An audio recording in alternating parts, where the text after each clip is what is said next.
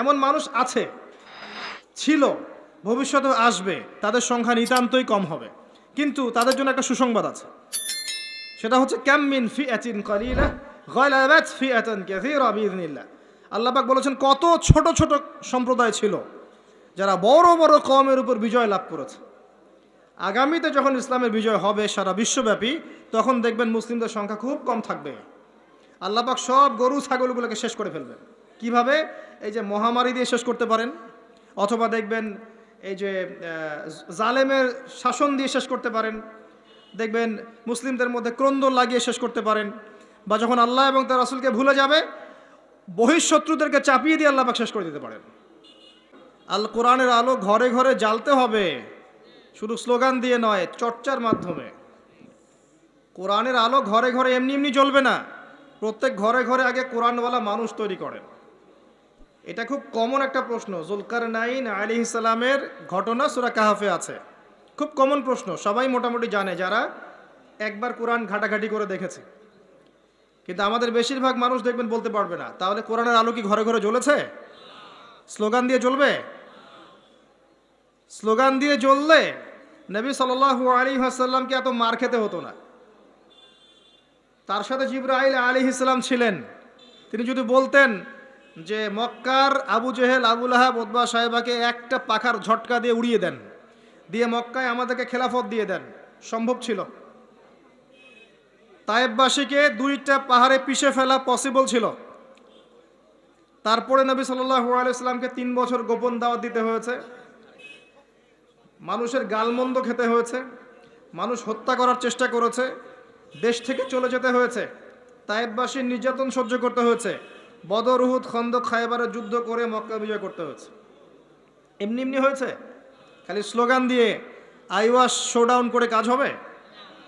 কোরআনের আলো ঘরে ঘরে জ্বলবে তখনই যখন প্রত্যেক ঘরে কোরআনওয়ালা মানুষ তৈরি হবে ইনশাআল্লাহ। আল্লাহ পাক বলেছেন ইয়া আইয়ুহাল্লাযীনা আমানু, হে মুমিনগণ, আলাইকুম আনফুসাকুম, তোমরা নিজেরা তোমাদের নিজেদের নফস ঠিক করো, নিজেরা নিজেদের নফসটা ঠিক করো। লা ইয়াদুররুকুম মান দাল্লা ইন ইহতাদাইতুম, যারা পথভ্রষ্ট হয়ে গেছে ওদের পথভ্রষ্টতা তোমাদেরকে ক্ষতি করবে না যদি তোমরা হেদায়েতের উপর থাকো। নিজে ঠিক হন, নিজের ঘর ঠিক করেন, বাকি সব ঠিক হবে ইনশাআল্লাহ তাআলা। নিজে ঠিক না হলে মানুষের ঘর ঠিক হবে না। আমি এই চেয়ারে বসে যদি কথা বলি এবং এই আমলগুলো আমি করতে ব্যর্থ হই, আমার কথা আপনার কলবে কোনো তাসির করবে না। এই কারণেই দেখা যায় কথা অনেক হচ্ছে, কাজের ফলাফল কতটুকু হচ্ছে এটা ভাবার বিষয় আছে। তো যাদের কথা অনুযায়ী কাজে মিল আছে এবং আত্মশুদ্ধি আছে, এই মানুষদের কথায় মানুষের কলবে তাসির হবে ইনশাআল্লাহ তাআলা। আমরা দোয়া করে আল্লাহ পাক এমন মানুষকে বেশি বেশি এইসব জায়গায় নিয়ে আসুন যাদের মধ্য দিয়ে সমাজ সংস্কার হবে এবং যারা নিজেরাও আত্মশুদ্ধি অর্জন করতে পারবে ইনশাআল্লাহ। কোরআনের আলো ঘরে ঘরে জ্বলবে ইনশাআল্লাহ যদি আপনারা প্রত্যেক ঘরে ঘরে কোরআনওয়ালা মানুষ তৈরি করেন। একটা সন্তানকে হাফেজ বানাতে পারবেন না? একটা মেয়েকে হাফেজা বানানো যায় না? বাসায় একজন সন্তানকে আলেম বানানো যায় না? আমরা কি এই পৃথিবীতে এসেছি খালি খাওয়া, ভোগবিলাস, পাশবিক জীবনযাপন করতে, নাকি আমাদের একটা জীবনের উদ্দেশ্য আছে? আমাদের মুসলিমদের জীবনের উদ্দেশ্য কি বলেন তো? আমাদের জীবনের উদ্দেশ্য কি? জান্নাত। মাশাআল্লাহ। সূরা আলে ইমরান 185 নম্বর আয়াত পড়ে দেখেন। আল্লাহ পাক বলেছেন কুল্লু নাফসিন যায়িকাতুল মাউত, প্রত্যেকটা নফস মৃত্যুর স্বাদ গ্রহণ করবে। ফামান, এরপরে আছে ওয়া ইন্নামা তুওয়াফাউনা উজুরাকুম ইয়াউমাল কিয়ামাহ, তোমাদেরকে কিয়ামতের মাঠে পূর্ণ প্রতিদান দেওয়া হবে। ফামান যুহসিহা আনিন নার ওয়া উদখিলাল জান্নাতা ফাকাদ ফাজ, কিয়ামতের মাঠে যাদেরকে জাহান্নাম থেকে বাঁচানো হবে এবং জান্নাতে প্রবেশ করানো হবে একমাত্র সে ব্যক্তি সফল। তো আমাদের জীবনের গন্তব্য কি ভাই? জান্নাত। সফলকে, সাফল্যের সংজ্ঞা কি? যাকে পুলসিরাত পার করানো হবে সে সফল। দুনিয়াতে যার বাড়ি গাড়ি, টাকা কড়ি, ব্যাংক ব্যালেন্স আছে, সম্পত্তি আছে, ক্ষমতা আছে, এই যে সফল, কোনো গ্যারান্টি আছে? কোনো গ্যারান্টি নাই। যে ব্যক্তি কিয়ামতের মাঠে পুলসিরাত পার হতে পারবে এই ব্যক্তি সফল। আর কে পার হতে পারবে? যে ব্যক্তি সূরা জারিয়াতের 56 নম্বর আয়াতের উপর আমল করবে। আয়াতটা কি? ওয়ামা খালাকতুল জিন্না ওয়াল ইনসা ইল্লা লিয়াবুদুন, আমি মানুষ এবং জিনকে শুধুমাত্র আমার ইবাদত করার জন্য সৃষ্টি করেছি। তো পৃথিবীতে যে আল্লাহর ইবাদত করবে, যার জীবনের গন্তব্য ঠিক রাখবে, সে ব্যক্তি সফল, আর কেউ সফল না। তা আমাদের উদ্দেশ্য কি ভাই? খালি বিয়ে করা, ঘর সংসার করা, বাচ্চা পয়দা করা, মারা যাওয়া? যখন দেখবেন 100-200 কুকুর শুয়োরের সামনে একজন মুসলিমা দিনী বোন তাকবীর দিচ্ছে, তখন দেখবেন 1000টা মানুষ তাকবীর দেওয়া শুরু করবে। এর আগে তোমার তাকবীর কোথায় ছিল? এতদিন তো পশুর মতো জীবনযাপন করেছে। এখন একটা মেয়েকে আল্লাহ পাক জজবা দিয়েছেন, এখন দেখবেন যে কোনোদিন নামাজও পড়ে নাই, সেও আল্লাহু আকবার লিখে ফেসবুকে স্ট্যাটাস দিচ্ছে। তোমার আল্লাহু আকবারের কিছু যায় আসে না। আল্লাহু আকবার দেওয়ার মানুষ আল্লাহ পাক তৈরি করবেন ইনশাআল্লাহ। আর আল্লাহ পাকের গরু ছাগলের প্রয়োজন নাই, আনআমের প্রয়োজন নাই। লাহুম কুলুবুন লা ইয়াফকাহুনা বিহা, আছে না? ওয়া লাহুম আযানুন লা ইয়াসমাউনা বিহা ওয়া লাহুম আ'য়ুনুন লা ইউবসিরুনা বিহা উলাইকা কাল আনআম। এই আনআমদের আল্লাহর কোনো প্রয়োজন নাই। আল্লাহ পাক তার দিনকে বিজয় করার জন্য আল্লাহর মুখলেস বান্দা তৈরি করবেন ইনশাআল্লাহ। একজন সরে যাবে 10 জন আসবে, 10 জন সরে যাবে 100 জন আসবে। ছেলে থাকবে না, মেয়ে আসবে। এই প্রজন্ম থাকবে না, নতুন প্রজন্ম আসবে। আল্লাহ পাক এই দিনটাকে প্রতিষ্ঠা করবেনই ইনশাআল্লাহ। এ বিষয়ে কোনো সন্দেহ নাই, সন্দেহের কোনো অবকাশই নাই। যদি আমরা দায়িত্ব পালন না করি, ইয়াস্তাবদিল কওমান গায়রাকুম, অন্য কওমকে আল্লাহ পাক স্থলাভিষিক্ত করবেন। সুম্মা লা ইয়াকুনু আমসালাকুম, তারা তোমাদের মতো অপদার্থ হবে না। আল্লাহর কিচ্ছু যায় আসে না আপনাকে আমাকে, জানেন? এই যে আমরা বেঁচে আছি, দুনিয়ার বোঝা হয়ে বেঁচে আছি। আমরা পৃথিবীর বোঝা, এই উম্মতের বোঝা, আবর্জনা। আমরা প্রত্যেকেই, আমি নিজেকেও বলছি, আমরা উম্মার আবর্জনা। আমরা যদি উম্মার কিছু হতাম, আমাদের দ্বারা উম্মা বিজয় লাভ করত। আমাদের টার্গেট এখন একটা, দুনিয়া। আমাদের টার্গেট দুনিয়া, ভোগবিলাস, খাওয়া দাওয়া, ব্যাংক ব্যালেন্স, টাকা পয়সা, বাড়ি গাড়ি, স্ত্রী সন্তান, এতটুকু। মাঝে মাঝে আমরা জুমার নামাজে আসি, ঈদের নামাজ পড়ি, রমজান মাসে রোজা না রাখলেও তারাবিতে আসি, যাকাত দেই কি না দেই, সদকা একটু করি, বছর বছর হজ উমরা করি, টুপি লাগাই, দাড়ি লাগাই, ব্যাস ভোটের সিজন আসলে আবার ওইটা দিয়ে ভোট চাই। এই হলো আমাদের চরিত্র। এখন আমাদের আল্লাহর কোনো প্রয়োজন নাই। আল্লাহ পাক বলেছেন, ইন তানসুরুল্লাহ ইয়ানসুরুকুম, তোমরা যদি আল্লাহকে সাহায্য করো তখন আল্লাহ তোমাদেরকে সাহায্য করবেন। ইন্নাল্লাহা লা ইউগাইয়িরু মা বিকওমিন হাত্তা ইউগাইয়িরু মা বিআনফুসিহিম, কোন কওমের অবস্থা আল্লাহ পাক ততক্ষণ ঠিক করেন না যতক্ষণ ওই কওম তাদের অবস্থা সংশোধন করছে না। আলাইকুম আনফুসাকুম, নিজের নফস ঠিক করো, নিজে ঠিক হও। বেসিক জিনিস ঠিক নাই তো আমাদের। বড় বড় চিন্তা করছেন, বেসিকটা ঠিক নাই তো। দেখবেন ম্যাক্সিমাম মানুষ নামাজ পড়ছে না, ম্যাক্সিমাম মানুষ কোরআন পড়তে জানে না। বেশিরভাগ বোন আমাদের বেহায়াপনা, বেপর্দায় চলছে। ম্যাক্সিমামের রিজিক হারাম, জানেন? ম্যাক্সিমাম রিজিক হারাম, সুদ আর ঘুষ আর জেনার, এই যে দুর্নীতি, করাপশন দিয়ে ভর্তি। আল্লাহর ওয়াস্তে সত্য কথা বলতে শেখেন, নিজের নফসের সাথে সত্য বলেন যে আসলেই আমার রিজিকটা কতটুকু হালাল। সুদবিহীন মানুষ খুঁজে পাওয়া দুষ্কর। এখন সুদ খায় না, বা সুদ দেয় না, বা সুদের সাক্ষী থাকে না, বা লিখে রাখে না, বা লোন নেয়নি, এরকম মানুষের সংখ্যা খুব কম। 2-1টা হাতে গোনা পাবেন কিনা আল্লাহ ভালো জানে। একটা গ্রামে যাবেন, প্রত্যন্ত গ্রাম, সেখানে দেখবেন 10টা সুদী এনজিও ভরে আছে। রিজিক আমাদের হারাম। ম্যাক্সিমাম পরিবারকে গিয়ে দেখেন, পরিবারের মধ্যে পর্দা থাকবে না। ম্যাক্সিমাম পরিবার দেখেন বস্তুবাদী, খালি দুনিয়ার পিছনে ছুটছে। সাংস্কৃতিক অঙ্গনে গিয়ে দেখেন অপসংস্কৃতিতে ভর্তি হয়ে গেছে। যুবকদের দিকে তাকায় দেখেন, ম্যাক্সিমাম মেজরিটি সংখ্যক মাদকের সাথে সম্পৃক্ত। আপনি দেখবেন হয় মাদক, নাহলে গার্লফ্রেন্ড, নাহলে অহেতুক গেমস অ্যান্ড স্পোর্টস, নাহলে দেখবেন আপনি মুভিজ দেখছে, পর্নোগ্রাফি দেখছে, অহেতুক আড্ডাবাজি করে, গুন্ডা মাস্তানি করে সময় নষ্ট করছে। কোনো জীবনের কোনো উদ্দেশ্যই নাই। মানে জীবনযাপন এমনভাবে করছে মানে ও কখনো মরবেই না। মানে ও পরকালের ফিকির তো দূরের কথা, নামাজে ডাকবেন বলবেন প্যান নষ্ট, আমি যাইতে পারি না।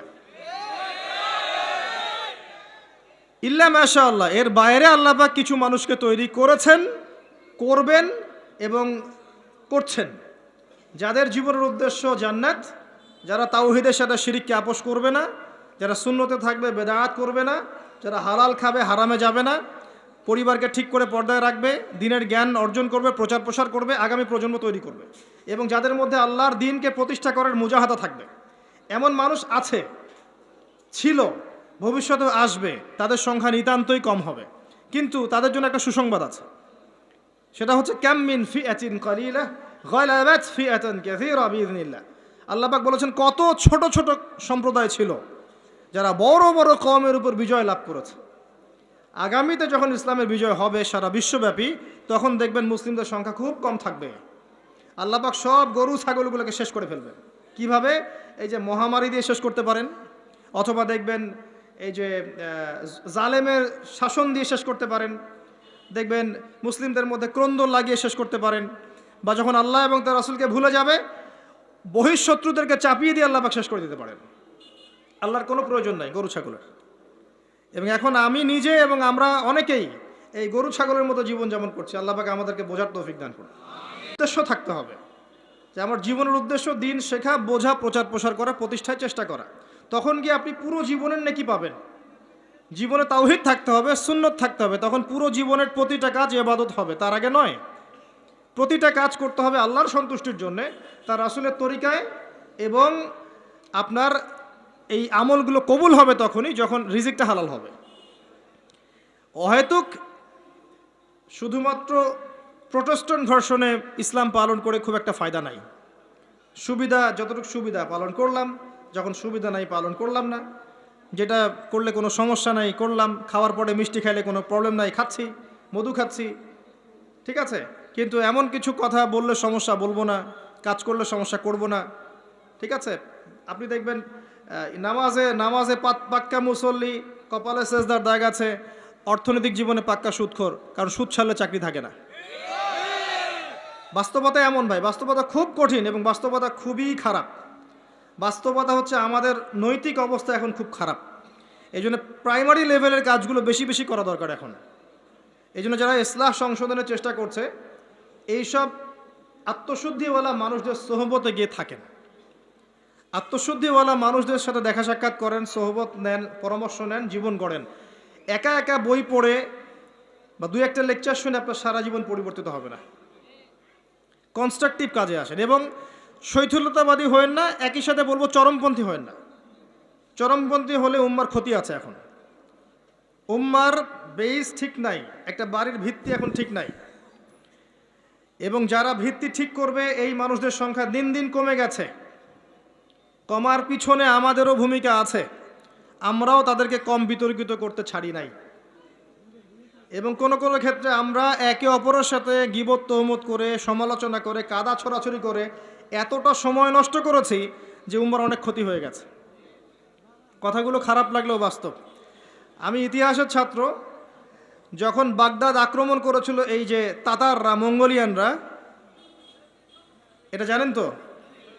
মঙ্গোলিয়ান যারা ছিল, ওই যে হালাকু খা, চেঙ্গিস খানের বংশধর যারা ছিল, এরা যখন বাগদাদ আক্রমণ করেছে, এরা ছিল প্রচণ্ড পাশবিক। মাত্র 40 দিনের মধ্যে এরা 10-20 লাখ মানুষকে হত্যা করে ফেলেছে বাগদাদের। এই হত্যাটা কিন্তু গুলি করে না, জবাই করে। 10 লাখ 20 লাখ মানুষকে জবাই করে হত্যা করা চারটাখানি কথা না। কি পরিমাণে হিংস্র ছিল চিন্তা করেন। ইতিহাসের পাতায় আছে যে মঙ্গলদের এক একজন নারী সে হাজার হাজার মুসলিমকে হত্যা করেছে, এক একটা মহিলা। ওই সময়ে যারা ওই আব্বাসীয় খেলাফতের দায়িত্বে ছিল, এরা সোনা দানা সব জমা করে তাদের এই যে মাটির নিচে জমা করেছিল। আর ওদের লিডার, মঙ্গোলিয়ানদের লিডার যখন এই বাদশাকে গলায় দড়ি দিয়ে শেষরায় নিয়ে যাচ্ছে সবার সামনে, তখন তাকে বলছে তোমাদের সম্পদগুলো কোথায়? সে দেখিয়ে দিল সম্পদ মাটির তলে। তখন সে ওই যে হালাকুখার যে বংশধর লিডার, সে সোনাদানাগুলো বের করে এই বাদশার মুখের মধ্যে ঠোসানো শুরু করলো। খা, খিদা লেগেছে, পানির পিপাসা লেগেছে, তখন তাকে সোনা খাওয়াচ্ছে, রূপা খাওয়াচ্ছে, খা। তো সে বলছে আমি কি খাবো, সোনা রূপা তো খাওয়ার জিনিস নয়। তখন ওই মঙ্গল কমান্ডার বলছে এই সোনাদানাগুলো জমায় না রেখে যদি জনগণের কল্যাণে ব্যয় করতে, এই জনগণ তোমাকে আজকে বাঁচাতে আসতো। ওরা বুঝতে পেরেছিল। কথা বুঝতে পারছেন? যে পয়েন্টে কথা বলতে যাচ্ছি সেটা হচ্ছে এই, ওই সময়ও কিছু কিছু মুসলিম যখন তারা আক্রমণ করেছে, তখন কিছু কিছু মুসলিম আপসে বাহাস করছিল, বাহাস, একে অপরের সমালোচনা, ডিবেট, যেটা আমরা এখন বেশি করতে চাই, যে কাকড়ার গোশত খাওয়া হালাল না হারাম, এইটা নিয়ে তারা বাহাসে পড়েছিল। চিংড়ি খাওয়া হালাল না হারাম, এটা নিয়ে বাহাসে ছিল। ওই সময় কোনটা বেশি গুরুত্বপূর্ণ ছিল, এই বাহাসটা না ওদেরকে প্রতিহত করা? এটা বোঝার জন্য আপনার ডক্টরেট ডিগ্রি নেওয়ার দরকার আছে? মাদ্রাসা ফারেক হওয়ার দরকার আছে? Common sense. এখন পর্যন্ত বিশ্বে আমরা এই কাজটাই করছি। আপনি খেয়াল করে দেখবেন সারা ওয়ার্ল্ড ওয়াইড মুসলিমদের অবস্থা এখন এরকমই, চতুর্দিক থেকে চাপ আছে। এত সহজ না, চতুর্দিক থেকে মুসলিমদের চাপ আছে। পলিটিক্যাল, জিও পলিটিক্যাল, ইকোনমিক্যাল, সামাজিক, সোশ্যাল, আপনার এই যে সাংস্কৃতিক চাপ, অর্থনৈতিক, প্রত্যেকটা দিক থেকে দেখবেন নৈতিকতার অবক্ষয় আছে। এখনও আমরা ওই বিষয়গুলো নিয়েই ইখতলাফে ব্যস্ত আছি। একে অপরের গীবত করছি, সমালোচনা করছি, গীবত তহমত দিচ্ছি, একে অপরের নিন্দা না করতে পারলে ওয়াজ মাহফিল সুষ্ঠুভাবে হচ্ছে না, ইত্যাদি ইত্যাদি।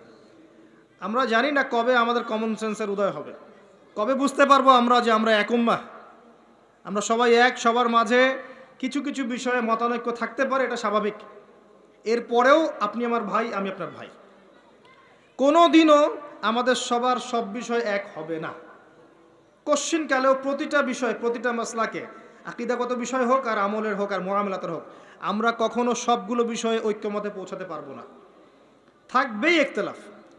এরপরও যদি আমরা সবাইকে এক উম্মাহ মনে করতে ব্যর্থ হই, এই অবস্থা হবে। আসেন, আলোচনা অনেক গভীরে চলে গেছি, বাইরে আস। বেশি গভীর বললে মাথার উপর দিয়ে যাবে, বুঝতে পারবেন না। আল্লাহ পাক 7 শ্রেণীর মানুষকে আরশে আজিমে ছায়ায় ছায়া দিবেন। এক শ্রেণী হচ্ছে যারা ন্যায়পরায়ণ শাসক। যারা ন্যায়পরায়ণ শাসক হবে তাদের সামনে দুইটা গন্তব্য, হয় তারা আরশে আজিমের ছায়া ছায়া পাবে, নচেত জাহান্নামের আগুন অপেক্ষা করছে। কারণ প্রত্যেকটা দায়িত্ব সম্পর্কে আল্লাহ পাক জিজ্ঞাসা করবেন। এবং নবী সাল্লাল্লাহু আলাইহি ওয়াসাল্লাম একটা হাদিসের মধ্যে বলেছেন যে তোমরা কি জানো কিয়ামতের মাঠে সবচেয়ে বড় মিসকিন কারা হবে? সাহাবায়ে কেরাম বলছেন, আমরা তো মনে করি যার সম্পদ কম, অর্থবিত্ত কম, সেই সবচেয়ে বেশি মিসকিন, সবচেয়ে বড় মিসকিন। আল্লাহর নবী সাল্লাল্লাহু আলাইহি ওয়াসাল্লাম বলছেন, বরং প্রকৃত মিসকিন সে ব্যক্তি যে কিয়ামতের মাঠে নামাজ, রোজা, হজ, যাকাত, আমলের নেকি নিয়ে উঠবে, পাহাড় সম নেকি নিয়ে উঠবে, কিন্তু অনেক পাওনাদার দাঁড়িয়ে থাকবে। কারো হক নষ্ট করেছে, কারো গীবত করেছে, কারো কাউকে অপবাদ দিয়েছে, কাউকে অত্যাচার করেছে, সবাই দাঁড়িয়ে থাকবে। এদের হক আদায় না করা পর্যন্ত সে পুলসিরাত পার হতে পারবে না। তখন কি করতে হবে? নিজের নেকি ওদেরকে দিতে হবে, কারণ তখন কোনো বেচা কেনার সুযোগ নাই, হক আদায়ের কোনো সুযোগ নাই। নিজের নেকি ওদেরকে দিয়ে শোধ করতে হবে। নেকি শেষ হয়ে গেলে কি হবে? অন্যের গুনাহ তার আমলনামায় আসবে, পরে দেখা যাবে ওই ব্যক্তি জান্নাতে চলে গেছে আর এই ব্যক্তি পাহাড় সমান নেকি নিয়েও জাহান্নামে চলে গেল। অতএব দায়িত্ব যারা পালন করবেন তাদেরকে খুব সতর্ক সাবধান থাকতে হবে যে আপনার দ্বারা কল্যাণ ছাড়া যেন অকল্যাণ না হয়। আল্লাহ পাক তৌফিক এনায়েত করুন, আমিন। দ্বিতীয় শ্রেণী হচ্ছে সেই যুবক বা যুবতী যারা নিজেদের যৌবনটাকে আল্লাহর ইবাদতে কাটিয়েছে। এই হাদিসের বাস্তবতা এসে দেখেন আমাদের যুব সমাজ কিভাবে তাদের জীবনটা কাটাচ্ছে। আমার চেয়ে ভালো আপনারা বলতে পারবেন যে সকাল থেকে সন্ধ্যা পর্যন্ত আমাদের যুবক যুবতীরা করছেটা কি। কতজন যুবক নামাজ পড়ছে মসজিদে এসে, কতজন যুবক কোরআন তেলাওয়াত করে নিয়মিত। নবীর সুন্নাহগুলো ওদেরকে শিখিয়ে দিতে হয়। ইভেন নবী সাল্লাল্লাহু আলাইহি ওয়াসাল্লামের স্ত্রীদের নাম ওদেরকে বলে দিতে হয়। এখনই আমি জিজ্ঞাসা করছি, দেখেন অ্যান্সার কতজন দিতে পারে। নবী সাল্লাল্লাহু আলাইহি ওয়াসাল্লামের দ্বিতীয় স্ত্রীর নাম কি? হাত উঁচু করেন। যুবকদের বলছি, যুবকদের যারা পারবেন জাস্ট হাতটা উঁচু করেন। নবী সাল্লাল্লাহু আলাইহি ওয়াসাল্লামের দ্বিতীয় স্ত্রীর নাম কি? দাঁড়ান দাঁড়ান দাঁড়ান, এই দেখেন হাত দেখেন। এবং যারা হাত উঁচু করেছেন ওদের মধ্যে একজনকে জিজ্ঞাসা করছি, আপনি উত্তর দেন, নাম কি? জি, আপনাকে বলেছি নাম বলেন দ্বিতীয় স্ত্রীর। বসেন। উত্তর যে 4 জন দিয়েছে তার মধ্যে একজন ভুল উত্তর দিয়েছে। এই হচ্ছে বাস্তবতা। আপনাকে আমি চোখে আঙ্গুল দিয়ে দেখালাম যে যুবকদের কি অবস্থা। এখানে আছে বসে হাজার হাজার মানুষ, হাত তুলেছে 5-6 জন। এটা একটা কমন প্রশ্ন, আমাদের নবীজির দ্বিতীয় স্ত্রীর নাম কি? একবার যে সিরাত পড়েছে সেও জানে। দেখবেন এই যুব সমাজ ফিজিক্স পড়েছে, কেমিস্ট্রি পড়েছে, বায়োলজি পড়েছে, ইকোনমিক্স পড়ছে, পলিটিক্যাল সায়েন্স পড়ছে, আপনার জিওপলিটিক্স পড়ছে, ইউনিভার্সিটি কোচিং করছে, বিসিএস কোচিং করছে, চাকরির জন্য পরীক্ষা দিচ্ছে। এরা এমন কোনো বই নাই যে সেকুলার লাইনে পড়ে নাই। কিন্তু যে 4 জন পারছে তার মধ্যে একজন উত্তর দিচ্ছে যে আয়েশা রাদিয়াল্লাহু আনহা দ্বিতীয় স্ত্রী। এটা কি উত্তর সঠিক? এই হচ্ছে অবস্থা। এটা কমন। আর যদি কঠিন প্রশ্ন করি তাহলে তো অবস্থা খারাপ। কোন সাহাবীকে প্রথম তিনি দায়ী করে পাঠিয়েছেন মদিনায়? খায়বার যুদ্ধ কোন সাহাবীর হাতে জয় হয়েছে, উহুদের যুদ্ধ কত হিজরিতে হয়েছে, বদর যুদ্ধে কতজন মুসলিম শাহাদাত বরণ করেছে, আপনার মোতার যুদ্ধে কার হাতে 9টা তরোয়াল ভেঙেছে, হুনাইনের যুদ্ধে মুসলিমদের কি অবস্থা হয়েছে, হুনাইনের যুদ্ধের কথা কোন সূরার মধ্যে বলা আছে। একটু কঠিন প্রশ্ন করলে তো অবস্থা খারাপ। আমি করে লজ্জিত করতে চাচ্ছি না, এই জন্য প্রশ্নগুলো করলাম না। যারা মাদ্রাসা লাইনে পড়েছেন তারা হয়তো উত্তর দিতে পারে, কিন্তু লক্ষ লক্ষ কোটি কোটি জেনারেল পড়ুয়া ছাত্র এরা উত্তর দিতে পারে না। তাহলে এরা কি আমাদের মুসলিম উম্মার অংশ নয়? এদেরকে ইসলাম সংশোধন না করে দিনের পথে না আনতে পারলে একটা বড় অংশ কি জাহিলিয়াতের মধ্যে থাকবে না? আগামী 10-20 বছর পর দেখবেন এরাই অর্থনৈতিক সেক্টরে যাচ্ছে, এরাই পলিটিক্সে যাবে, এরাই সোশ্যাল দায়িত্বে যাবে, এরাই দেখবেন বিভিন্ন জায়গায় চলে যাবে। তখন আরেকটা মূর্খ জেনারেশন আপনার মাথার উপর চেপে যাচ্ছে। এরপরে যে জেনারেশন আসছে, আমাদের সন্তান, আমার মেয়ে, আপনার ছেলে, এদের অবস্থা যে কী হবে আল্লাহ ভালো জানে, যদি এখন থেকে এদেরকে আমরা সঠিকভাবে মানুষ করতে ব্যর্থ হই। এটা বাস্তবতা। অথচ আল্লাহ পাক আরশে আজিমের ছায়া দিবেন ওই যুবক যুবতীদেরকে যারা তাদের যৌবনকালটাকে আল্লাহর পথে কাটাবে। আর কিয়ামতের মাঠে যে অতিরিক্ত 5টা প্রশ্ন হবে, তার মধ্যে একটা হচ্ছে তোমার যৌবনকাল কোন পথে ব্যয় করেছো। আর আল্লাহ পাকের কাছে একজন বৃদ্ধ মানুষের ইবাদতের চাইতে যুবকদের ইবাদত যে কত বেশি প্রিয়, এটা আমি বোঝাতে পারবো না। আল্লাহ পাক অবাক হয়ে যান সেই যুবককে দেখে যার প্রবৃত্তির তাড়না নাই, সে আল্লাহর দ্বীনের পথে ছুটছে। এই যুবককে দেখে আল্লাহ পাক অবাক হয়ে যান, এবং তার দোয়া যেভাবে কবুল হবে, একজন মানুষ যার পা কবরে অলরেডি চলে গেছে তার দোয়া কি সেভাবে কবুল হবে? দুজনের ইবাদত সমান। এই বয়সে আপনি অনেক কিছু করতে পারেন। আপনি চাইলে এখন বড় সন্ত্রাসী হতে পারবেন, বড় জেনাকারী হতে পারবেন, আপনি চাইলে টিকটক সেলিব্রিটি হতে পারবেন, আপনি চাইলে এখন আরও খারাপ লাইনে যে মাদক সেবন করতে পারবেন, 30-40টা গার্লফ্রেন্ড চেঞ্জ করতে পারবেন, আপনাকে কেউ বাধা দিবে না। আপনি চাইলে 1-2 হাজার টাকা দিয়ে জেনা করতে পারবেন, উন্মুক্ত সব আপনার জন্যে। ইভেন এখন আপনি চাইলে মদও খেতে পারবেন, লাইসেন্স দেওয়া আছে, আপনি করতে পারবেন। এই সময়টা আল্লাহ পাক দেখতে চান আপনি কি করেন। যদি এই সময়টা আপনি আল্লাহর দিকে ফিরে আসেন, আপনি কোরআনের দিকে ফিরে আসেন, সুন্নত অনুযায়ী জীবনযাপন করেন, আপনার জন্য অপেক্ষা করছে জান্নাত। কি চান আপনি সিদ্ধান্ত নেন। শুরুটা হবে অধঃপতনের মেয়ে দ্বারা, মেয়ে দিয়ে অধঃপতন শুরু হবে, মেয়ের সাথে ফ্রি মিক্সিং, প্রেমের সম্পর্ক হয়ে যাবে, এরপর দেখবেন জেনা করে ফেলেছে, তারপর ব্রেকআপ, দুজন হতাশ, কেউ আত্মহত্যা করবে, অথবা কেউ দেখবেন পাইকারি জেনাকার হয়েছে বা রেপিস্ট হয়েছে বা মাদক সেবন করছে বা মিউজিক শুনছে, আস্তে আস্তে আস্তে আস্তে শেষ, লাইফটা শেষ, ক্র্যাশ। এভাবে যুব সমাজ নষ্ট হচ্ছে। অনেক সময় দেখবেন পড়াশোনা করছে, কোনো কারণে রেজাল্ট ভালো হয় নাই, আত্মহত্যা করে বসে আছে। ডে বাই ডে যুব সমাজের সাইকোলজি মেলই হয়ে যাচ্ছে। আমাদের যারা ওস্তাদ সাহেবরা আছেন, বৃদ্ধ প্রবীণ, তাদের যে গাম্ভীর্য আছে, ব্যক্তিত্ব আছে, গলার ভয়েস, কথা বলার অ্যাটিটিউড, ব্যক্তিত্ব, চলাফেরা, এগুলো এখনকার যুবকদের মধ্যে পাওয়া যায় না। আমার কথা ভালো করে মিলাই দেখেন, এখনকার যুবকদের মধ্যে মেয়েলই স্বভাব আছে, কথা বলবে মেয়েদের মতো, অ্যাটিটিউড কেমন জানি মেয়ে অ্যাটিটিউড, লাজুক ভাব, মেয়ে অ্যাটিটিউড, কোনো মানে একটা গায়রত নাই, শৌর্যবীর্য নাই, ফিজিক্যালিও দুর্বল, মানসিকভাবে দুর্বল, শারীরিকভাবে দুর্বল। একটা পাক লাগায় দেন মাঠে দৌড়াইতে, শেষ। 20 বছর 25 বছরে ভুড়ি হয়ে বসে আছে, গায়ে শক্তি নাই, ইভেন খেলাধুলাও করে না, মেশেও না মানুষের সাথে, সামাজিকও না, দেখবেন কেমন জানি আনসোশ্যাল, সারাদিন অনলাইনে পড়ে আছে বা গেমস খেলছে, ইন্টারনেট ঘাটাঘাটি করছে, রাতের বেলা সারা রাত নগ্ন ছবি দেখছে, সারা রাত। এত ভালো সাজার কারণ নাই, এগুলোতে ম্যাক্সিমামই আসক্ত, ম্যাক্সিমাম। এবং এটা আসক্ত হওয়ার কারণ আছে, এটা তো ফ্রি, অ্যাক্সেস ফ্রি, আপনি চাইলেই করতে পারেন। আপনার হাতে স্মার্টফোন আছে, আপনার বাবা দেখেন আপনি ফোনে কি করেন, আপনি চাইলেই করতে পারেন, কে বাধা দিবে আপনাকে? কেউ বাধা দেন নাই। আর এই যে গার্লফ্রেন্ড বয়ফ্রেন্ড সংস্কৃতি যখন থেকে ছড়িয়েছে, যা ইচ্ছা তাই করছে এরা। এবং এখন এই কাজগুলো শুধু ছেলেরা করছে না, মেয়েরাও করছে। মেয়েরাও মাদক সেবন করে এখন, জানেন, মেয়েরাও পর্ন দেখে। আর মেয়েদের ড্রেস আপ তো আমি বলার অপেক্ষা রাখে না।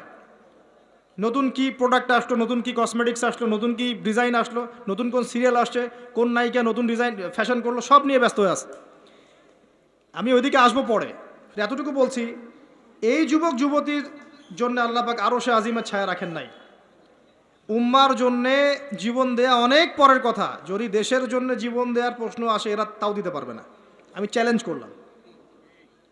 এরা সেই জেনারেশন নয় যে জেনারেশন 71 সালের অস্ত্র হাতে নিয়েছিল পাকিস্তানিদের এগেনস্টে, এটা সেই জেনারেশন নয়। এই মাদকাসক্ত জেনারেশন কি দিয়ে এটা আপনি আশা করতে পারেন না। নৈতিকতার অধঃপতন আছে এদের মধ্যে, মানবিকতা নাই, নৈতিকতা নাই। রেপিস্ট জেনারেশন, জেনাকারী জেনারেশন, মাদকাসক্ত জেনারেশন, একে দিয়ে আপনি সেই বিষয় পাবেন না। ওটা আমাদের বাপদাদারা করে গেছে। সলিউশন কি? সলিউশন একটাই, এদেরকে নামাজি বানাতে হবে। 5 ওয়াক্ত নামাজি হলে লাইফটা রুটিন ওয়াইজ চলে আসবে, ডানে বামে যেতে পারবে না। এদেরকে প্রশান্তির উৎস দিতে হবে। এদের প্রশান্তির উৎস হচ্ছে একটা কোরআন, এবং দ্বিতীয়টা হচ্ছে এদের বয়স হয়ে গেলেই এদেরকে বিয়ের ব্যবস্থা করতে হবে। তৃতীয়টা হচ্ছে এদের বেকারত্ব দূর করার চেষ্টা করতে হবে, এবং সবসময় একই ধাঁচে বেকারত্ব দূর করার চেষ্টা করলে হবে না। ক্রিয়েটিভ কিছু করেন, আপনার প্রতিভা দিয়ে এমন কিছু করেন যেটা ক্রিয়েটিভ। আপনার ক্রিয়েটিভিটি কাজে লাগান, সমাজকে কিছু দেন, দেশকে কিছু দেন, রাষ্ট্রকে কিছু দেন। এদের প্রশান্তির উৎস হচ্ছে সুন্নাহ। সুন্নাহ মাফিক জীবনযাপন করার অভ্যস্ত, সুন্নাহ মাফিক জীবনযাপনে অভ্যস্ত করতে বলেন। এই কাজগুলো না করতে পারলে, এবং আল্লাহওয়ালা মানুষের কাছে নিয়ে আসেন, আল্লাহওয়ালা মানুষদের কাছে এদেরকে নিয়ে আসেন, সহবতে আনেন, দেখা করান, আলেমদের কাছে দেখা করান, মেশান, তাদেরকে দেখে তারা দিন শিখবে। আল্লাহর রাস্তায় সময় দিতে বলেন, আস্তে আস্তে দেখবেন ইনশাল্লাহ লাইনে আসছে। আদারওয়াইজ আপনি এই জেনারেশনকে দিয়ে আগামীর ভবিষ্যৎ আশা করতে পারেন না। বাস্তবতা খুব খারাপ, বাইরে যা দেখা যাচ্ছে ভিতরটা এমন নয়। ভিতরে ঢোকেন, দেখবেন নোংরামি দিয়ে ভরে গেছে সব কিছু। অনেক সময় দেখবেন বাইরে থেকে যাদেরকে দেখে পরিষ্কার মনে হচ্ছে, এদের ভিতরেও নোংরামি ধরে গেছে। এইগুলো দূর করার জন্য একটাই ওষুধ, তাসকিয়া, আত্মশুদ্ধি। আমি সবাইকে অনুরোধ করব, আল্লামা তকি উসমানী হাফিজাহুল্লাহর একটা বই পড়তে। আত্মশুদ্ধি ও তাসাউফ একটা বই আছে। আত্মশুদ্ধি ও তাসাউফ একটা বই আছে, আপনি পড়েন। আমি আপনাকে এনশিওর করছি, আপনার কাছে মনে হবে যে প্রতিটা লাইন আপনার জন্য লেখা হয়েছে। প্রত্যেকটা লাইন পড়বেন, মনে হবে আপনার জন্যই লেখা হয়েছে বইটা। একবার বইটা পড়ে স্বাদ মিটবে না, বারবার পড়তে ইচ্ছা করবে। একটা বই পড়েন। আর অনেক বইয়ের নাম বলতে পারতাম আমি, কিন্তু আমি এখন যেটা ফিল করছি, সবচেয়ে দুর্বল জায়গা আমাদের আত্মশুদ্ধির জায়গাটা। আত্মশুদ্ধি না আসলে আপনি এই খবিস কলবগুলোকে দিয়ে আলো জ্বালাতে পারবেন না, এটা সম্ভব না। আল্লাহর ওয়াস্তে বইটা পড়েন। কিনতে পারবেন? বাসায় লাইব্রেরি আছে কার কার? হাত তোলেন। বাসায় দিন ইসলামের দিনিয়াত লাইব্রেরি কার কার আছে? ইসলামী বইয়ের লাইব্রেরি আছে?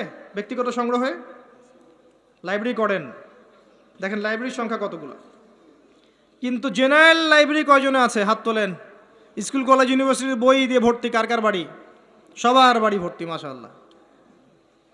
তো এগুলো নিয়ে কবরে যাবেন ইনশাআল্লাহ, তাই না? প্রতি মাসে 1000 টাকার বই কেনা কি খুব কঠিন? আচ্ছা, 500 টাকার বই কেনা খুব কঠিন? 500 টাকা তো আপনার একটা রিডিংয়ে চলে যায়। আপনার গার্লফ্রেন্ডকে নিয়ে কফি খেতে যান, 500 টাকা কেন? ও তো 3000 টাকা বিল করে রেখে দিবে। সে তো আপনার টাকা খেতেই আসছে আপনার কাছে। আপনি কি মনে করছেন সে আপনাকে ভালোবেসে এসেছে? সে আপনার অবস্থানকে ভালোবাসে। কে বলেছে সে আপনাকে ভালোবাসে?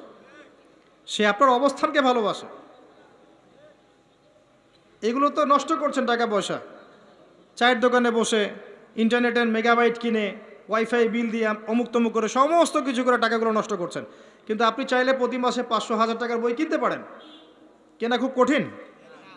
পড়াশোনা করতে হবে। পড়াশোনার অভ্যাস না থাকলে একদিনের লেকচার শুনে আপনার আদতে কোনো উপকার হচ্ছে না। বিশ্বাস করেন, পড়াশোনা করেন, ইমান বাড়বে, তাসকিয়া হবে। আসেন ওই জায়গায় আসে। ওই যুবক এবং যুবতী যারা নিজেদের যৌবনকালটাকে আল্লাহর পথে উৎসর্গ করেছে, বিলিয়ে দিয়েছে, তারা আরও সে ছায়া ছায়া পাবে ইনশাআল্লাহ। 3 নাম্বার হচ্ছে সেই যুবকরা খুব ভালো করে শোনেন, সেই যুবক যাকে কোনো সুন্দরী উচ্চ বংশীয় নারী জেনার জন্য আহ্বান করেছে, ওখানে দেখার কেউ ছিল না, কিন্তু যুবকটা বলেছে আমি আল্লাহকে ভয় করি। আমাকে দেখান এমন যুব সমাজে যারা চরিত্র ইউসুফের মতো আলাইহিস সালাম। ইউসুফ আলাইহিস সালাম হচ্ছে আপনার চারিত্রিক আদর্শ। পড়ে দেখেন সূরা ইউসুফ। আর অনেকে সূরা ইউসুফকে ইউসুফ জুলাইখার প্রেম কাহিনী বানিয়ে দিয়েছে, তাই না? এগুলো কিন্তু মিথ্যা সিরিয়াল দেখছেন, এগুলো ভালো না সিরিয়ালগুলো, এগুলো কিন্তু বাজে কথা ছড়ানো হচ্ছে। সূরা ইউসুফ জুলাইখার প্রেম কাহিনী ছিল না। সূরা ইউসুফ মূলত ইউসুফ আলাইহিস সালাম এবং তার পিতার প্রেম কাহিনী। ভালো করে পড়ে দেখবেন। সন্তানের জন্য কাঁদতে কাঁদতে তার বাবার চোখ নষ্ট হয়ে গেছে। 12 বছর তার সন্তান জেলখানায় বিনা অপরাধে। তো তিনি বলছেন, সিজন, কারাগার আমার কাছে বেশি পছন্দ, তারা যেদিকে আমাকে আহ্বান করছে এর চাইতে বেশি। 12 বছর বিনা অপরাধে জেলখানায়। আল্লাহ পাকের কৌশল ছিল এগুলো। ওয়া মাকারু ওয়া মাকারাল্লাহ ওয়াল্লাহু খায়রুল মাকিরিন। এখানে মূল বিষয় হচ্ছে ইউসুফ আলাইহিস ইসলামের পিতা যখন অন্ধ হয়ে গেছেন, ইউসুফ আলাইহিস ইসলাম একটা কাপড় পাঠিয়েছিলেন, মনে আছে? এই কাপড়টা নিয়ে যখন যাওয়া হচ্ছে, যোজন যোজন দূর থেকে তার পিতা বলছেন, আমি ইউসুফের গায়ের গন্ধ পাচ্ছি। এটা কার প্রেম কাহিনী? ইউসুফের সাথে তার বাবার। তো এই চরিত্র ধারণ করতে হবে, আল্লাহ পাক তৌফিক দান করুন। 4 নাম্বার, ওই দুইজন মানুষ যারা একে অপরকে শুধু আল্লাহর জন্য ভালোবাসে। এই যে ভালোবাসার সংজ্ঞা শেখেন। মাকে ভালোবাসেন আল্লাহর জন্যে, বাবাকে ভালোবাসেন আল্লাহর জন্যে, স্ত্রী সন্তানকে ভালোবাসেন আল্লাহর জন্যে, আলেম ওলামাকে ভালোবাসেন আল্লাহর জন্যে। আপনার ভালোবাসা হোক আল্লাহর জন্যে, তখন আপনি মানুষের দুর্ব্যবহারে কষ্ট পাবেন না। যখন কাছের মানুষটা আপনাকে কষ্ট দিবে, এবং কাছের মানুষ কষ্ট আপনাকে দিবেই, কাছের মানুষটা আপনাকে বেশি কষ্ট দিবে জীবনে, তখন আপনি কষ্ট পাবেন না যদি আল্লাহর জন্য ওদেরকে ভালোবাসেন, যে আমি তো আল্লাহর জন্য এই কাজগুলো করছি, তারা শুকরিয়া আদায় করলেই বাকি আর না করলেই বাকি, তখন আপনি কষ্ট পাবেন না। দুইজন ব্যক্তি যারা আল্লাহর জন্য পরস্পরকে মহব্বত করে, এই দুইজন মানুষকে আল্লাহ পাক আরশের ছায়া দিবেন। পারা যাবে ইনশাআল্লাহ। 5 নাম্বার, সেই ব্যক্তি যে এত গোপনে দান সদাকা করে, যার বাম হাত জানে না ডান হাত কি সদাকা করেছে। পারা যাবে? এখন তো ওই যে মাশাআল্লাহ আমরা নাম লিখাই আর সদকা করি, তাই না? অমুকে 10,000, অমুক সাহেব 20,000, অমুক 500। প্রথমে বড় বড় নোটের সদাকা হয়। আমি অবশ্য এটা জানতাম না, মাঠে নেমে বুঝতে পারছি। প্রথমে বড় বড় ফিগার বলে, কে দিবেন 5,000 হাত তোলেন, তারপর 5,000 লেখা হয়। তারপর কে দিবেন 1,000 হাত তোলেন, কে দিবেন 500 হাত তোলেন, নাম টাম লেখা হয়। পরে লাস্টে বলে যে কালেকশন করছে, আচ্ছা খুচরাগুলোও দেন, পরে খুচরাগুলোও দেওয়া হয়। জানিয়ে দান করা যায়। অনেক সময় এমন হয়েছে, নবী সাল্লাল্লাহু আলাইহি ওয়াসাল্লাম বলেছেন, কার ঘরে কি আছে নিয়ে আস। রিয়া চলে আসতে পারে মনের মধ্যে, যে আমি 10,000 দিয়েছি, মানুষ আমার নাম জানলো। রিয়া আসতে সময় লাগে না। কেমন করে আসে? আল্লাহর নবী বলেছেন সাল্লাল্লাহু আলাইহি ওয়াসাল্লাম, অন্ধকার রাতে কালো পাথরের উপরে কালো পিঁপড়া হেঁটে গেলে যেমন বোঝা যায় না, রিয়া এমনভাবে আপনার কলবে আসতে পারে। কিভাবে ঠেকাবেন আপনি? আপনি বুঝতেই পারবেন না। এই যে আপনারা সেলফি তুলতে চান, ছবি তুলতে চান, ভালোবাসেন, আমি জানি ভালোবাসেন, ভালোবাসার অতিরিক্ততা প্রদর্শন করতে চান, একটাই ভয় করি, সেটা হচ্ছে রিয়া বা অহংকার যদি পেয়ে বসে, তার দ্বারা দিনে কোনো খেদমত সম্ভব না। আলেমদেরকে নিয়ে, বক্তাদেরকে নিয়ে, দায়ীদেরকে নিয়ে, আল্লাহর পথের যারা মুজাহেদা করে, এদেরকে নিয়ে অতিরিক্ত মাত্রায় বাড়াবাড়ি করবেন না। আল্লাহর ওয়াস্তে অতিরিক্ত মাত্রায় বাড়াবাড়ি করবেন না। যত বেশি করবেন তত তাদের প্রতি মানুষের চোখ লাগবে, এবং চোখ লাগা সত্য।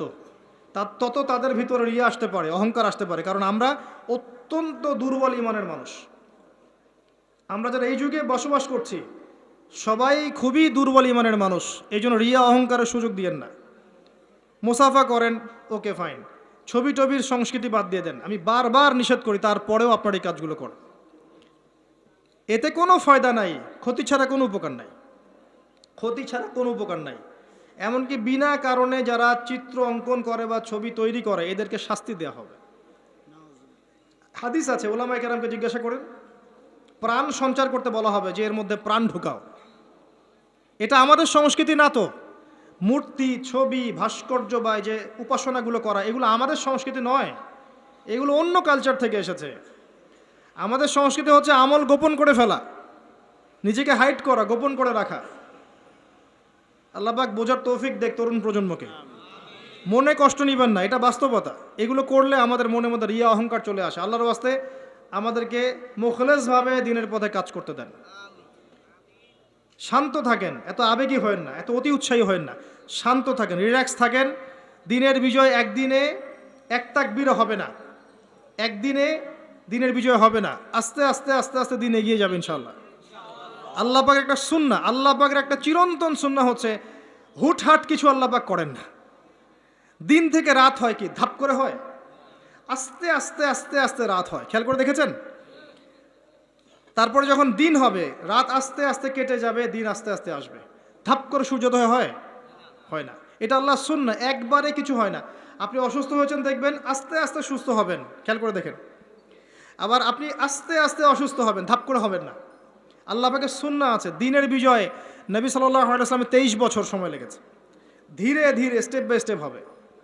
অতএব অতি উৎসাহী হয়েন না, অতি আবেগী হয়েন না, কনস্ট্রাকটিভ কাজ করেন, মাথা ঠান্ডা রাখেন, অতি আবেগী হয়েন না, রিল্যাক্স থাকেন, আস্তে আস্তে দিনের কাজ করেন। ইনশাআল্লাহ দিন এগিয়ে যাবে ইনশাআল্লাহ।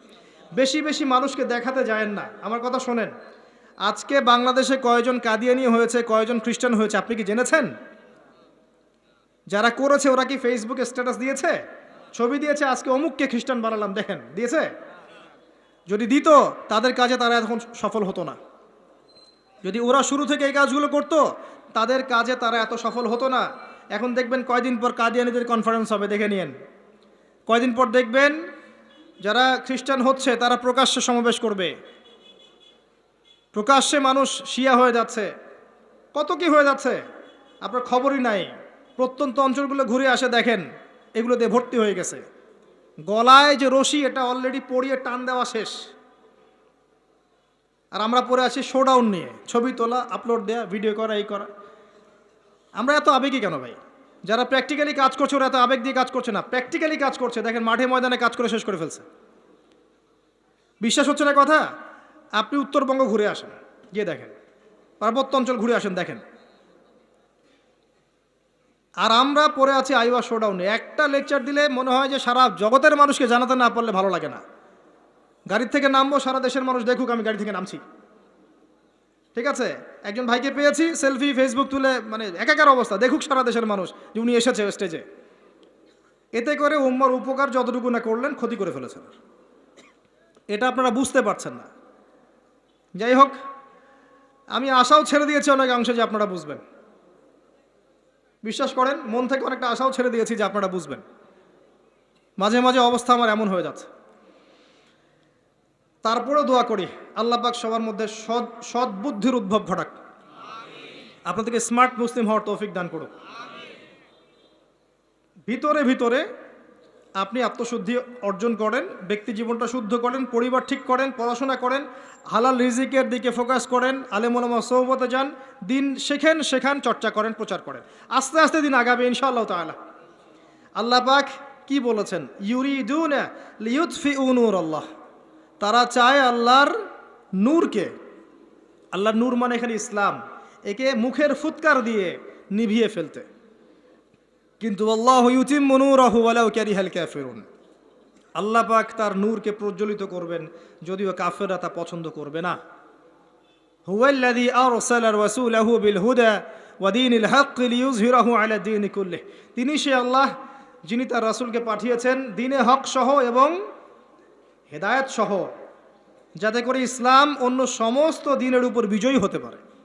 ওয়ালাউ কারিহাল মুশরিকুন, যদিও মুশরিকরা এটা পছন্দ করবে না। এটা আল্লাহ পাক করবেন। কখন করবেন? যখন আপনি আপনার কাজ দায়িত্ব পালন করুন। ইন তানসুরুল্লাহ ইয়ানসুরকুম। আর যদি আমরা আল্লাহকে ভুলে যাই, নাসুল্লাহ ফানাসিয়াহুম, আমরা ভুলে গেলে আল্লাহও ভুলে যাবেন। আল্লাহ তো ওয়াদা করেছেন যে আনতুমুল আলাউনা ইন কুনতুম মুমিনিন, তোমরা যদি মুমিন হতে পারো আল্লাহ তোমাদেরকে বিজয় দিবেন। ওয়ালা তাহিনু ওয়ালা তাহসানু, হীন বলা হয় না, দুশ্চিন্তাও করো না। আল্লাহ তো ওয়াদা করেছেন। দুই ব্যক্তি নিজে পরস্পরকে আল্লাহর সন্তুষ্টির জন্য ভালোবাসে, আরও সে আজিমে ছায়া পাবে। গোপনে দান খয়রাত করে, আরও সে আজিমে ছায়া পাবে। 6 নম্বর কে? মসজিদ, মসজিদের সাথে যাদের কলব অন্তর জুড়ে থাকে এরা হচ্ছে এক শ্রেণী। আমি সিরিয়ালটা হয়তো ভুল করেছি, বাট এটা আছে ছয়ের মধ্যে। 1 নাম্বার বলেছি ন্যায় পরায়ণ বাদশা। 2 নাম্বার যুবক, যার যৌবনকালটা আল্লাহর পথে সে কাটিয়ে দিয়েছে। 3 নাম্বার সুন্দরী নারী, আহ্বান করেছে কিন্তু সে বলেছে আমি আল্লাহকে ভয় করি। দান খরাত করেছে এত গোপনভাবে, ডান হাত বাম হাত জানে না ডান হাত কি দান করেছে। একটা মিস করেছি মাঝখানে, সেটা হচ্ছে এমন শ্রেণীর মানুষ যাদের হৃদয় বা কলব মসজিদের সাথে ঝুলন্ত থাকে, মানে এক ওয়াক্ত নামাজ পড়ে এসেছে, পরের ওয়াক্তে যাওয়ার জন্য মনটা ব্যাকুল থাকে। এমন 5 ওয়াক্ত নামাজের সংখ্যা আমাকে দেখান কতজন। এবং যারা পড়ছি তারাও নামাজ বুঝে পড়ছে কিনা, নামাজে দিল লাগে কিনা, নামাজ পড়ে তৃপ্তি হচ্ছে কিনা, নামাজ পড়েও হারাম ছাড়তে পারছে কিনা, এগুলো খেয়াল করেন। ফজর এশায় কয়জন আসছে খেয়াল করেন। এগুলো ইম্পর্টেন্ট জিনিস, বেসিক জিনিস। আরেকটা হচ্ছে 7 নাম্বার, যে আল্লাহর স্মরণে যেই ব্যক্তিরা গোপনে চোখের পানি ফেলতে পারে, আল্লাহকে স্মরণ করেছে গোপনে নীরবে নিভৃতে, চোখ দিয়ে দরদর করে পানি পড়ছে, এই চোখ জাহান্নামের আগুন দেখবে না ইনশাআল্লাহ। এই 7 শ্রেণীর মানুষকে আল্লাহ পাক তার আরশের ছায়ায় ছায়া দিবেন। আমরা কি আরশের ছায়া পেতে চাই? আল্লাহ পাক আমাদের এই 7 শ্রেণীর অন্তর্ভুক্ত হওয়ার তৌফিক এনায়েত করুন, আমিন। আমি আলোচনার শেষে এই 7টা পয়েন্ট আপনাদেরকে ধরব। আমি জিজ্ঞাসা করব কারা বলতে পারেন, শুধু হাত উঁচু করবেন, এখন না, শেষের দিকে একটু পরে।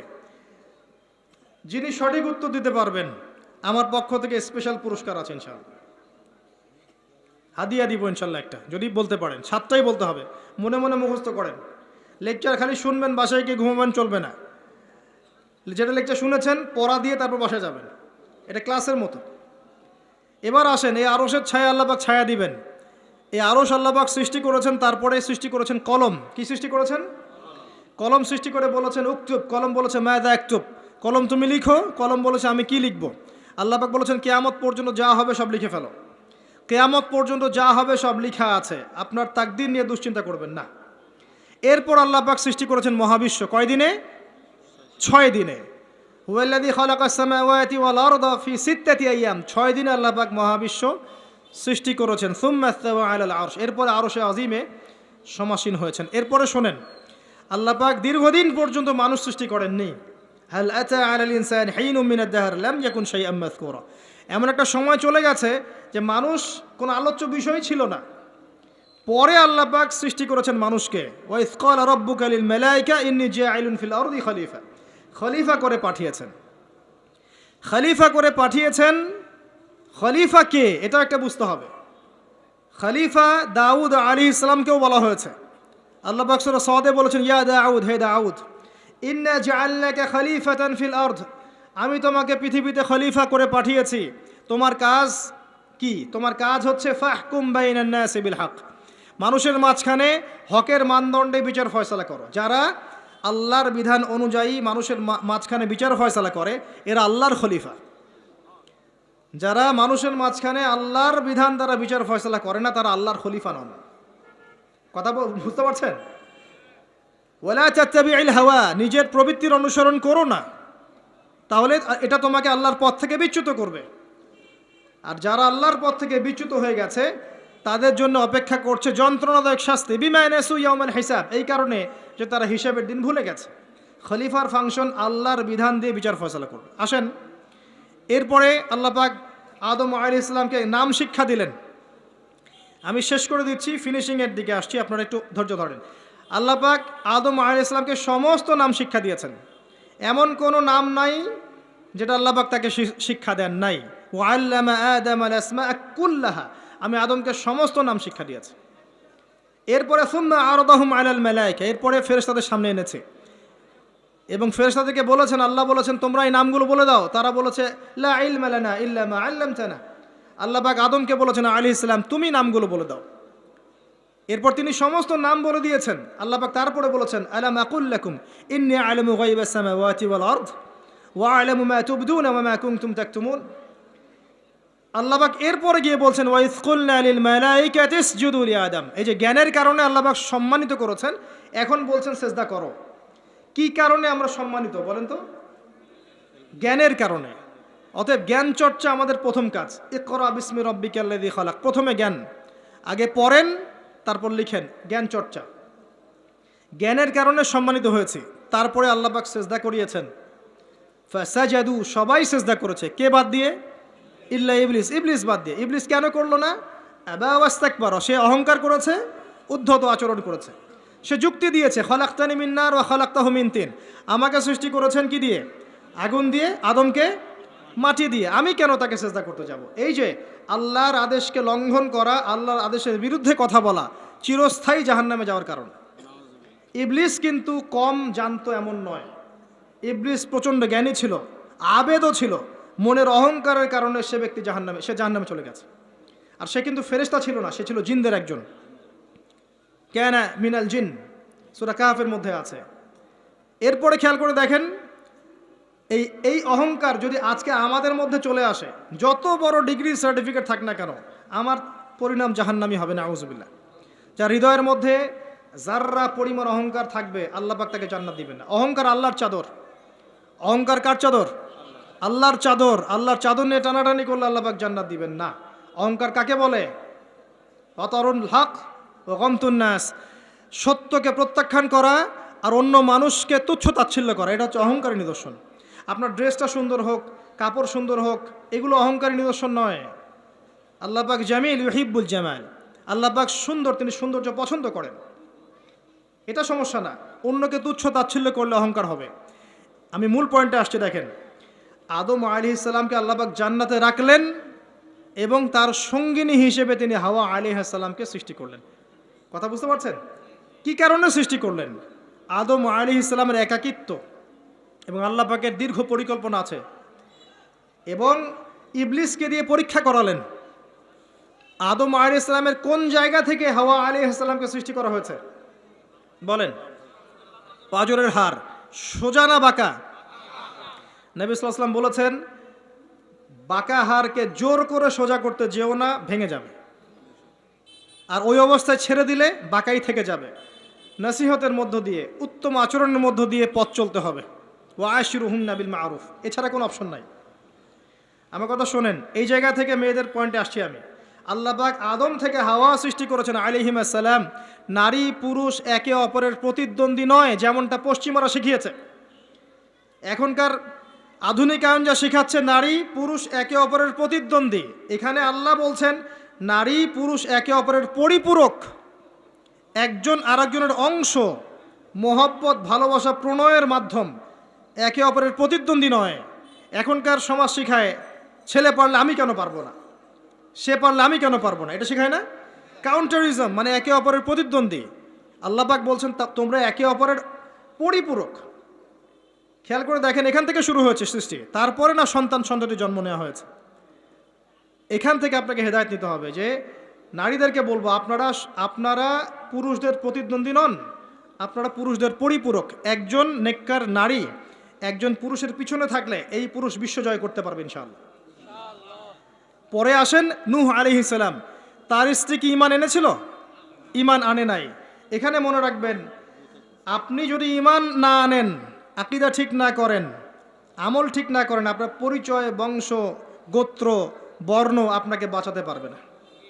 নূহ আলাইহিস সালামের স্ত্রী জাহান্নামে চলে গেছে, লূত আলাইহিস সালামের স্ত্রী জাহান্নামে চলে গেছে, যদিও তারা নবীদের আন্ডারে ছিলেন। আল্লাহর রাসূল সাল্লাল্লাহু আলাইহি ওয়াসাল্লাম তার মেয়ে ফাতিমা রাদিয়াল্লাহু আনহাকে বলেছেন, দুনিয়াতে যা চাওয়ার আমার কাছে চেয়ে নাও, পরকালে তোমার উপকার করতে পারছি না আমি। আর ফাতিমা রাদিয়াল্লাহু আনহা কেমন মানুষ ছিলেন আপনারা জানেন তো। আমি আমাদের মা বোনদেরকে অনুরোধ করবো, আল্লাহকে ভয় করেন, নিজের নফস ঠিক করেন, নিজের কবরের ফিকির করেন, আমল আকীদা ঠিক করেন।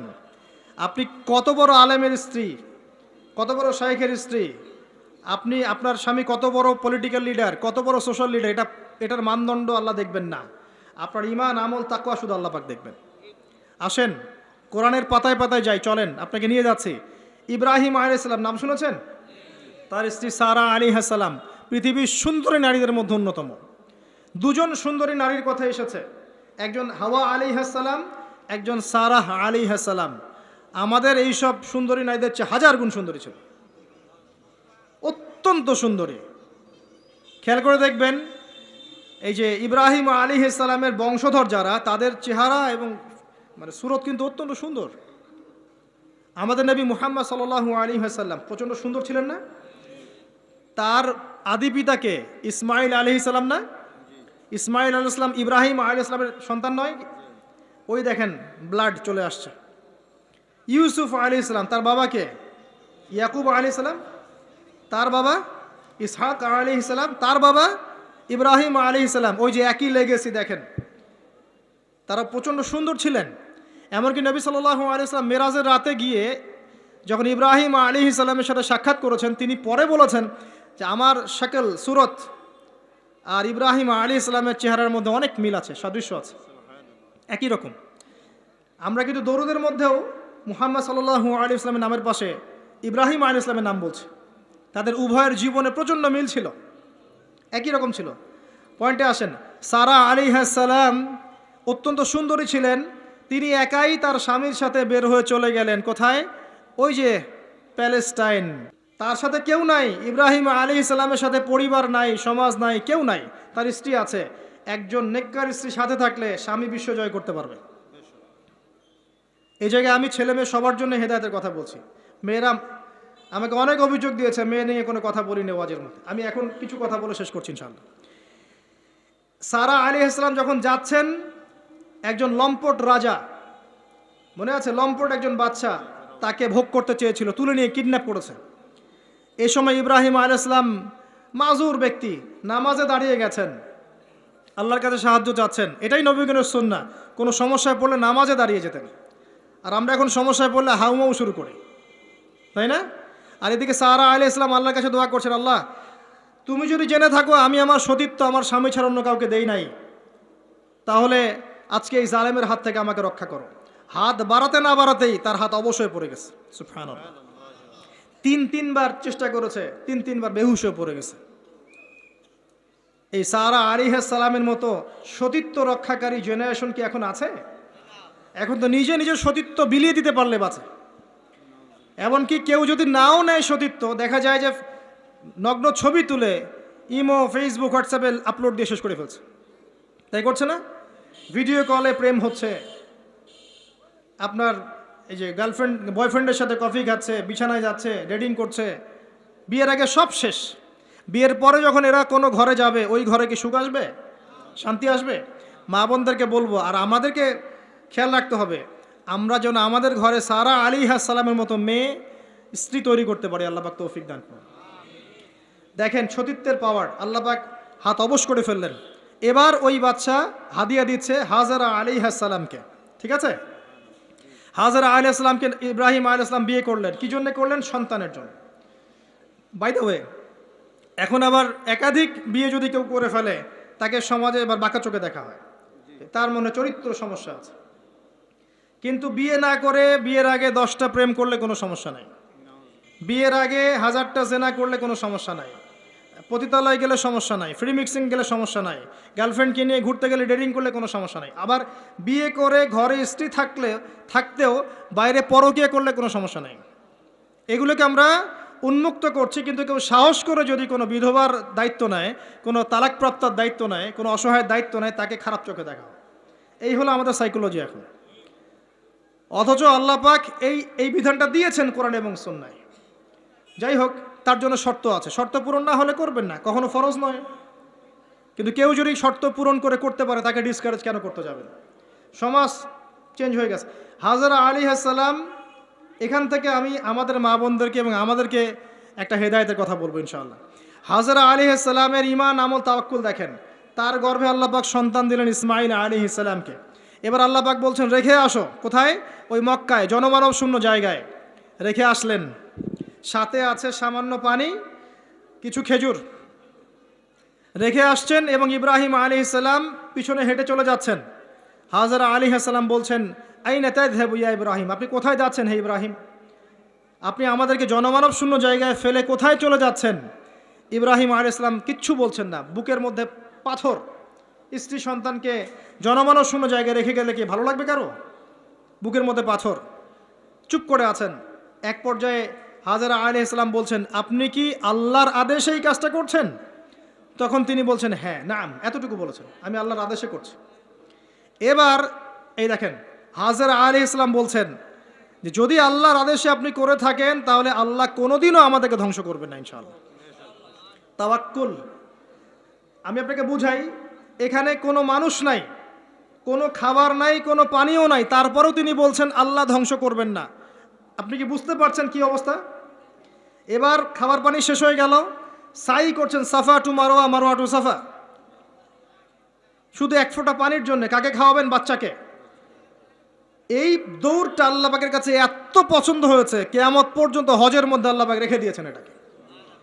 আপনি সাই করছেন, এটা কার সুন্নাহ? হাজরা আলাইহিস সালামের। হজের ম্যাক্সিমাম কাজগুলোই তাদের পরিবার কেন্দ্রিক। জামরায় পাথর নিক্ষেপ করা, এই যে তাওয়াফ করছেন, মাকাম ইব্রাহিমে দাঁড়িয়ে নামাজ পড়ছেন, সব কিন্তু এই বংশের সাথে জড়িত।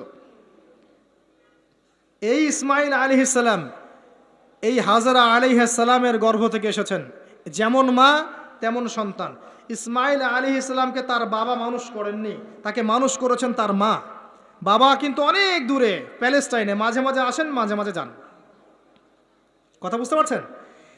এরকম মায়ের গর্ভ থেকেই এমন সন্তান পাওয়া সম্ভব, যেই সন্তানকে তার বাবা বলছেন যে ইয়া বুনাই ইন্নী আরা ফিল মানামি আন্নী আযবাহুক, হে আমার সন্তান, আমি স্বপ্নে দেখেছি আমি তোমাকে জবাই করছি, ফানজুর মায়াদা তারা, তোমার রায় কি আমাকে বলো। এই বাচ্চা তখন বলছে, বাচ্চার বয়স 10, 12, 15, 16 এতটুকু হবে। সে বলছে ইয়া আবাতি, হে আমার বাবা, ইফআল মা তুমার, আপনাকে যা আদেশ করা হয়েছে তাই করেন, সাতাজিদুনি ইনশাআল্লাহু মিনাস সাবিরিন, ইনশাআল্লাহ আপনি আমাকে ধৈর্যশীল পাবেন। যেমন মা তেমন সন্তান। মা বলেছে আল্লাহ আমাকে দেখবে, ওই দেখেন সন্তান জবাই করে দেন, আল্লাহ আমাকে ধৈর্যশীল পাবেন ইনশাআল্লাহ। এরকম স্ত্রী ঘরে ঘরে না থাকলে আমরা কি ইসমাইলের মতো সন্তান পাবো? যে স্ত্রীগুলোকে আপনি বিয়ে করছেন তারা কি আসলে এমন? বিয়ের সময় দেখেছেন আপনি শ্বশুরের সম্পত্তি, মেয়ের সৌন্দর্য, বা পালিয়ে করেছেন, অ্যাফেয়ার করে করেছেন, এখন বিয়ের পরে হাউমাউ করছেন। বিয়ের আগে তো দিনদারিতা দেখেন নাই। আল্লাহ নবী কখনো বলেননি 4টা গুণ দেখে বিয়ে করো, হাদিসের শব্দ এমন নয়।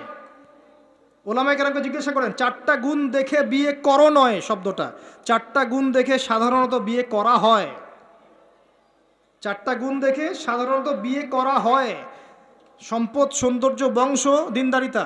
তোমরা দিনদারিতাকে প্রাধান্য দাও, না হলে তোমাদের হাত ধুলোয় ধূসরিত হবে। এখন দেখা যায় দিনী ভাইরা দিনদার ক্যাটরিনা কাইফ খুঁজতেছে। দিনদার মেয়ে চাই কিন্তু সুন্দরী লাগবে আবার। কেন? একটু অসুন্দর হলে আপনার চলবে না? আপনার স্ত্রীর কাছে যা আছে অন্য মেয়ের কাছে তাই আছে, এর বাইরে কিছু নাই। আর 2 দিন পরে, 1 বছর, 2 বছর, 3 বছর পরে, 5 বছর পরে গিয়ে দেখবেন সব সমান হয়ে গেছে। এই দেহের সৌন্দর্য থাকবে না। মনে তাকওয়া থাকলে, আল্লাহওয়ালা স্ত্রী হলে আপনি দুনিয়াতে জান্নাতে থাকবেন ইনশাআল্লাহ। দুনিয়াতে আপনি জান্নাতে থাকবেন ইনশাআল্লাহ। আর যদি ঘরে একটা বদকার স্ত্রী থাকে তাহলে আপনার দুনিয়ায় জাহান্নাম, দুনিয়া জাহান্নাম। অতএব বিয়ের আগে, বিয়ের সময় খুব কেয়ারফুল থাকবেন। আপনি দিনদার মেয়েকে প্রাধান্য দেন, এবং মেয়েদেরকেও বলবো দিনদার ছেলে ছাড়া বিয়ে করে না। অনেক বড় চাকরি করে, অনেক বড় ব্যবসা করে, এটা সেটা, নামাজ পড়ে না, এগুলো দেখছেন না, সুদের চাকরি করে, ঘুষ খায়, আপনি রাজি হয়ে যাচ্ছেন। এরপরে গিয়ে পস্তাচ্ছেন যে হুজুর আমার সংসারে অশান্তি, এটা সেটা। এখন তো পস্তায় লাভ নাই, বরং আপনার সন্তানও হবে ওই নাস্তিক প্রজন্মের মতোই, নাউজুবিল্লাহ। আমরা দুনিয়ার স্বার্থ খুব ভালো চিনি। দুনিয়ার স্বার্থকে ত্যাগ করে দিনকে অগ্রাধিকার দেন, আল্লাহ পাক কবুল করবে ইনশাআল্লাহ। এই হলো ইসমাইল আলাইহিস সালামের মা। তিনি যেমন সন্তান তেমন এখানে আমাদের জন্য আদর্শ আছে। এখনও যদি আমরা দিনের বিজয় চাই, প্রত্যেক পরিবারের কর্তাকেও হতে হবে ইব্রাহিমের মতো আলাইহিস সালাম। প্রত্যেক পরিবারের সন্তানদেরকে হতে হবে ইসমাইলের মতো আলাইহিস সালাম। প্রত্যেক পরিবারের মা বোনদেরকে হতে হবে হাজরা সারার মতো। তবে আদর্শ পরিবার হবে ইনশাআল্লাহ। আল্লাহ পাক আমাদের সবার পরিবার এমন করে দিন, আল্লাহুম্মা আমিন। এবং এটা অসম্ভব কিছু না, এটা সম্ভব। এটা করতে গেলে আপনাকে সরকার প্রশাসন বাধা দিবে না, আপনাকে পিটাবে না, কিচ্ছু করবে না। এটা আপনার উপরে, এটা আপনি করতে পারেন। এই ইসলাহ সংশোধন আপনি করতে পারেন, চেষ্টা করেন। আল্লাহ পাক তৌফিক এনায়েত করুন। আর কয়েকটা আমি নসিহত করে শেষ করছি মেয়েদের জন্যে। সেটা হচ্ছে, এর পরে চলে আসেন মারিয়াম আলাইহিস সালাম। তার সতীত্ব এত পবিত্র ছিল, আল্লাহ পাক তাকে মিরাকেল বানিয়েছেন। তার গর্ভে ঈসা ইবনে মারিয়ামকে জন্ম দিয়েছেন। খেয়াল করে দেখেন, ফেরাউন, মনে আছে ফেরাউন? তার ঘরে একজন ইমানদার মহিলা ছিল না? নবী সাল্লাল্লাহু আলাইহি ওয়াসাল্লাম মেরাজে গিয়েছেন, সেখানে দেখেছেন বেশিরভাগ অধিবাসী জাহান্নামে নারী। তো এর মধ্যেও তিনি একটা সুগন্ধ পাচ্ছেন জান্নাতের। তিনি জিজ্ঞাসা করলেন, এই সুগন্ধ কোত্থেকে আসছে? তখন জিবরাইল আলাইহিস সালাম তাকে জানিয়ে দিলেন, এটা ফেরাউনের সেই যে দাসী যাকে ফেরাউন হত্যা করেছিল ঈমানের কারণে, ওর ঘর থেকে, জান্নাতের সেই ঘর থেকে সুগন্ধ আসছে। সুবহানাল্লাহ। ফেরাউনের ঘরেও মুমিনা নারী থাকতে পারে, তাহলে আমাদের ঘরে থাকতে পারে না? থাকতে পারে। ফেরাউনের ঘটনা মনে পড়লো যে মূসা আলাইহিস সালাম তার মা সন্তানকে ভাসিয়ে দিয়েছিলেন না সিন্ধুকে, মনে আছে? আল্লাহ পাক ওই সন্তানকে তার কোলে আবার ফিরিয়ে দিয়েছেন, মনে আছে? এখানে একটা শিক্ষা আছে। প্রিয় মা বোনরা, আপনারা যদি আপনাদের সন্তানকে আল্লাহর পথে দেন, আল্লাহ পাক আপনার চক্ষু শীতল করে দেবেন ইনশাআল্লাহ। ওই সন্তানকে ঘুরিয়ে এমন একটা অবস্থান দিয়ে আপনার কাছে নিয়ে আসবেন, আপনি ওকে দেখে পরিতৃপ্ত হয়ে যাবেন ইনশাআল্লাহ। এখানে নসিহত আছে।